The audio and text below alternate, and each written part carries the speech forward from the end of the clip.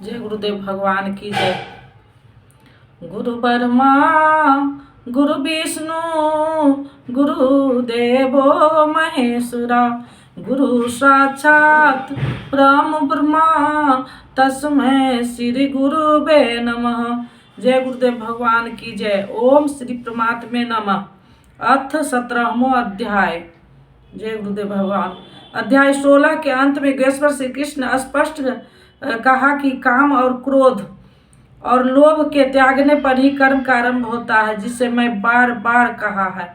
नियत कर्म को बिना किए न सुख न सिद्धि और न परम गति ही मिलती है। इसलिए अब तुम्हारे लिए कर्तव्य और अकर्तव्य की व्यवस्था की क्या करूं क्या न करूं, इस संबंध में शास्त्र ही परमान है। कोई अन्य शास्त्र नहीं, बल्कि गीता स्वयं शास्त्र है। अन्य शास्त्र भी है, किंतु यहाँ इसी गीता शास्त्र पर दृष्टि रखे दूसरा न ढूंढने लगे। दूसरी जगह ढूंढने तो यह कर्मबद्धता नहीं मिलेगी, अतः भटक जाएंगे। इस पर अर्जुन ने प्रश्न किया कि भगवान, जो लोग शास्त्र विधि को त्याग कर पूर्ण श्रद्धा से युक्त होकर यजन करते हैं, इनका गति कैसी है? सात्विक है, राजसी अथवा तामसी है?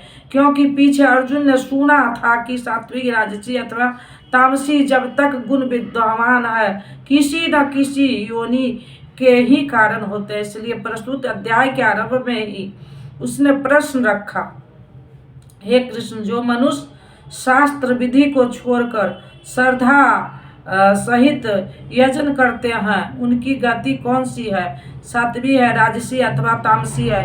यजन में देवता, यक्ष, भूत इत्यादि सभी आ जाते हैं। अध्याय 2 में योगेश्वर श्री कृष्ण ने बताया कि अर्जुन, इस योग में निर्धारित किया एक ही है। अविवेकियों की बुद्धि अनंत शाखा वाली होती है, इसलिए वे अनंत क्रियाओं का विस्तार कर लेते हैं। दिखावटी शोभा युक्त वाणी में उसे व्यक्त भी करते हैं। उनकी वाणी की छाप जिनके चित्त पर पड़ती, अर्जुन, उनकी बुद्धि नष्ट हो जाती है, न कि कुछ पाते हैं। ठीक इसी की पुनरावृत्ति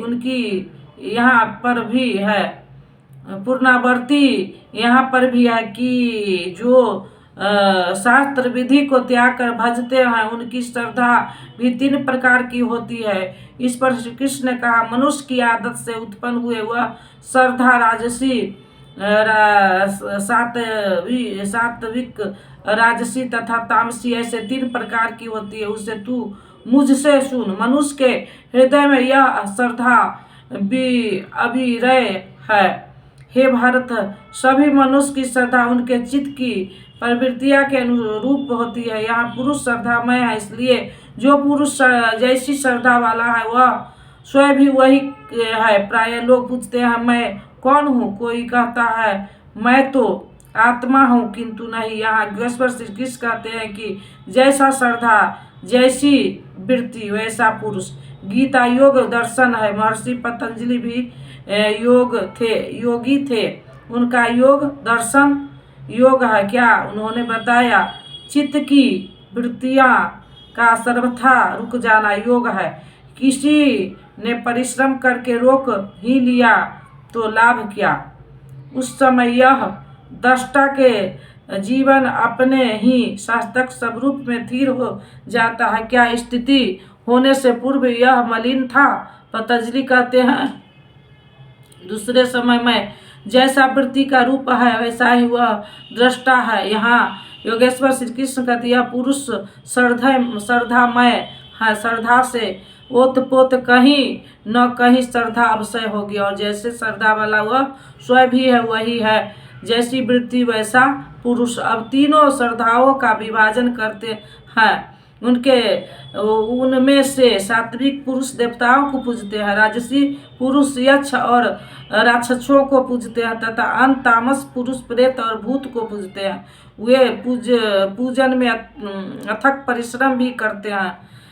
वे मनुष्य शास्त्र विधि रहित घोर कल्पनाएं क्रियाएं रचकर तपते हैं। दंभ है, अहंकार से युक्त, कामना और आसक्ति के बल से बंधे हुए हैं।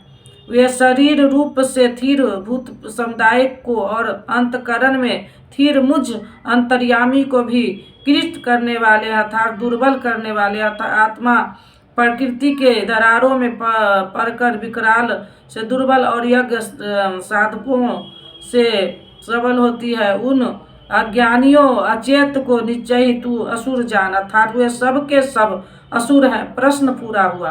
शास्त्र विधि को त्याग कर भजने वाला सात्विक पुरुष देवताओं को राजस और पुरुष राक्षसों को और तामस पुरुष भूत प्रेत को पूजते हैं। केवल पूजते नहीं घोर तप तपते हैं। किंतु अर्जुन शरीर से भूतों को और अंतर्यामी रूप से स्थिर मुझ परमात्मा को दुर्बल करने वाले हैं। मुझसे दूरी पैदा करते हैं न कि भजते हैं। उनकी तो असुर जान अर्थात देवताओं को पूजने वाले भी असुर ही है। उससे अधिक कोई क्या कहेगा। अतः जिसके ये सभी अंश मात्र है उन मूल एक परमात्मा का भजन करे। इसी पर योगेश्वर श्री कृष्ण ने बारंबार बल दिया है। अर्जुन जैसा श्रद्धा 3 प्रकार की होती है वैसा ही सबको अपनी अपनी प्रकृति के अनुसार भजन भी 3 प्रकार का है प्रिय होता है। और वैसे ही यज्ञ तप दान भी 3 प्रकार के होते हैं। उनके वेद को तू मुझसे सुन। पहले प्रस्तुत आहार वायु बुद्धि बल आरोग्य सुख और प्रतीत को बढ़ाने वाला रस युक्त चिकने और स्थिर रहने वाले तथा स्वभाव से ही हृदय को प्रिय लगने वाले भोजन पदार्थ सात्विक पुरुष को प्रिय होते हैं। योगेश्वर श्री कृष्ण के अनुसार स्वभाव के हृदय को प्रिय लगने वाला बल आरोग्य बुद्धि और आयु बढ़ाने वाला भोजन पदार्थ सात्विक है। जो भोजन पदार्थ सात्विक है वही सात्विक मनुष्य को प्रिय होता है। उससे स्पष्ट हो जाता है कि कोई खाद्य वस्तु सात्विक राजसी तथा तामसी नहीं होती। इसका प्रयोग सात्विक राजसी अथवा तामसी हुआ करता है। न कि दूध सात्विक है प्याज राजसी और न लहसुन तामसी है। जहाँ तक बल बुद्धि आरोग्य और हृदय को प्रिय लगने वाला प्रश्न है तो विश्व भर में मनुष्य को अपनी अपनी प्रकृति वातावरण परिस्थितियों के अनुरूप विभिन्न खाद्य सामग्रियों प्रिय होती है। जैसे बंगालियों का तथा मद्रासियों को चावल प्रिय होता है और पंजाबियों को रोटी और एक और तो अरबवासियों को कुंभा चीनियों मेढक को दूसरे को ध्रुव जैसे ठंडे प्रदेश में मांस बिना गुजारा नहीं है। रूस और मंगोलिया के आदिवासी खाद्य में घोड़े इस्तेमाल करते हैं। रूपोवासी गाय तथा सुअर दोनों खाते हैं। फिर भी विद्या बुद्धि विकास तथा उन्नति में अमेरिका और यूरोपवासी प्रथम श्रेणी में गिने जा रहे हैं। गीता के अनुसार रसयुक्त चिकना और स्थिर रहने वाला भोजन पदार्थ सात्विक है। लंबी आयु अनुकूल बल बुद्धि बढ़ाने वाला आरोग्यवर्धक पदार्थ सात्विक है। स्वभाव से हृदय को प्रिय लगने वाला भोजन पदार्थ सात्विक है। अतः कहीं किसी खाद्य पदार्थ को घटाना बढ़ाना नहीं। परिस्थिति परिवेश तथा देश काल के अनुसार जो भोजन प्रस्तुत स्वभाव को प्रिय लगे और जीवन शक्ति प्रदान करे वही साध्वी है। प्रस्तुत साध्वी की राजसी तथा तामसी नहीं होती। उसका प्रयोग साध्वी राजसी तथा तामसी होती है। इसी अनुकूल के लिए जो व्यक्ति घर परिवार त्याग कर केवल ईश्वर आराधना में लिप्त है संन्यास आश्रम में है उनके लिए मांस मंद्रा त्याज्य है। क्योंकि अनुभव से देखा गया है कि ये पदार्थ आध्यात्मिक मार्ग के विपरीत मनोभाव उत्पन्न करते हैं। अतः इनसे साधक पथ से भ्रष्ट होने की अधिक संभावना है। जो एकांत देश का सेवन करने का विरक्त है उनके लिए योगेश्वर श्री कृष्ण ने अध्याय 6 में आहार के लिए एक नियम दिया है युक्त आहार विहार रस। इसी को ध्यान में रखकर आचरण करना चाहिए। जो भजन में सहायक है उतना ही वह आहार ग्रहण करना चाहिए। कड़वे खट्टे अधिक नमकीन अत्यंत गर्म तीखे रूखे दहा कारक और दुख, चिंता तथा रोगों को उत्पन्न करने वाला आहार राजस पुरुष को प्रिय होता है। जो भोजन देर के बना हुआ है, आधा पक्का है, रसर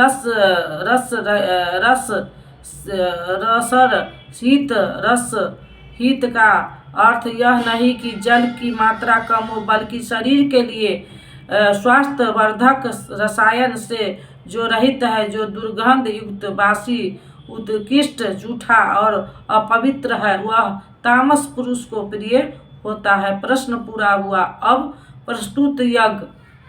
जय गुरुदेव भगवान की जय।